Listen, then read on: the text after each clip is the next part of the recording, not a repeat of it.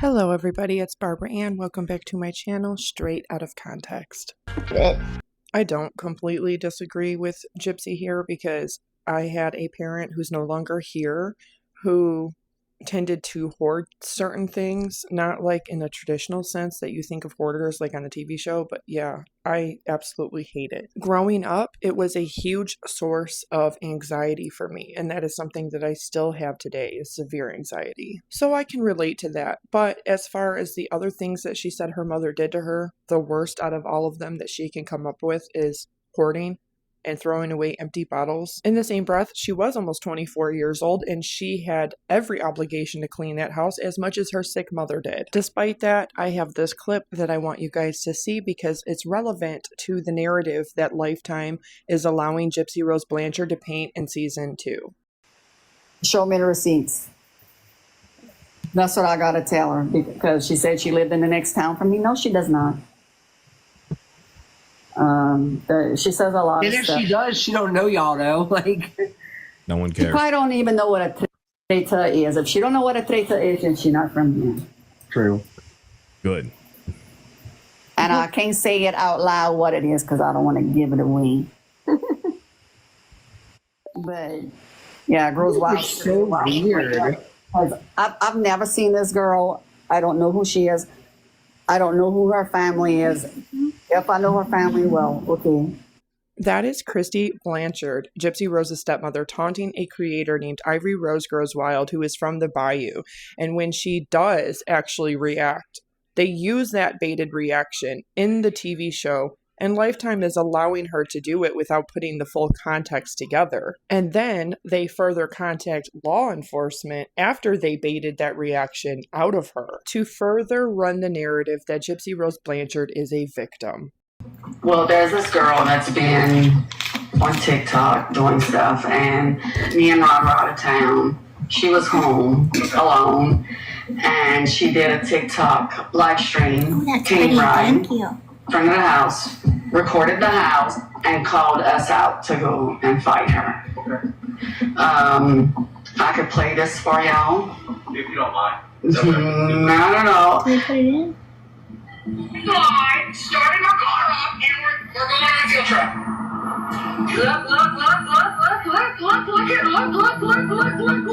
Y'all seen that?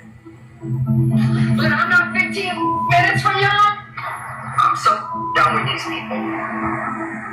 So there's your proof. Do you have this old on phone? Not in my app. Can you email it to me? Troll to the house. Since we are from the bayou, and this is how we know, come catch me. Come catch me. Come catch me. Come on. Yes, she was live and she drove down a public street. That's all she did. Turned around and left and said, yeah, look, I live here. But you know, Gypsy Rose Blanchard and her dad and stepmom have filmed and done promotional videos and photographs in front of the house, of which they never hid the addresses or the addresses of the neighboring houses. So they clearly didn't think that one through. But it's also important to note that Gypsy Rose Blanchard and her really good friend happened to drive by that same creator's job, of which she says she doesn't have anymore. But this is the third time a content creator has said that they have lost their job due to calls coming from Gypsy or people associated with her. Again, she was a 24-year-old woman who had every obligation to help clean the house, especially because her mother had survived cancer, was overweight, diabetic, and had health issues. But then again, this is coming from the person who also told her stepmother recently this. Your safe place to write up. Oh, it sucks to see. Oh, gotta take the furniture and stack them or something. I don't know. Because that'll fly away. Do you have like a man friend to come do all this? Like a neighbor or something? No, I can, girl. Talk about Munchhausen syndrome. Gypsy Rose Blanchard is now not only using her microdeletion disorder, but also her pregnancy for excuses to not do anything physical, like helping her very sick stepmother go stack up chairs so they don't fly away in a tornado. She literally is like, you don't have a neighbor or a male friend who will come do this for you? Yeah, it's called your dad. Oh, wait, he's at work? That's funny because most women don't have a husband or a father at all, even when they are physically disabled and very sick. Dee Dee clearly spoiled her because she is not a girlfriend.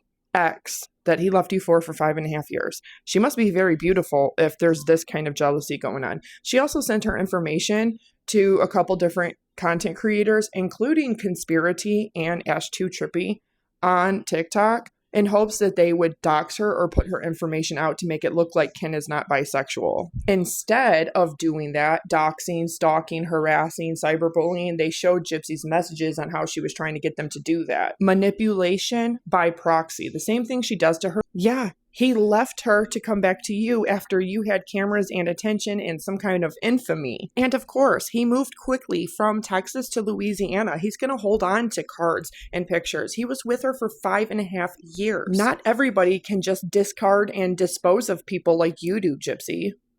In 2018, she was not famous. Okay? She's never been famous. She killed her mom and harmed other people. Nicholas Godejohn, his mother, Stephanie Goldammer, and Ryan Anderson. Despite and regardless of everything, her actions caused harm. And let's not even get into the defamation, slander, libel, harassment, stalking, doxing, emotional, mental distresses of content creators. She is mad, and she has to have some kind of mediocre storyline so she can actually have something to film. And this is the best that she can come up with, despite all of the things she says she supposedly lived through. Like, girl, people are dying all over the world. Millions of people are homeless. Millions of people have suffered domestic abuse. And you're over here mad about a whole entire hairbrush with blonde hair in it. Yeah, it's clearly his ex-girlfriend's hair because Ken ain't got none.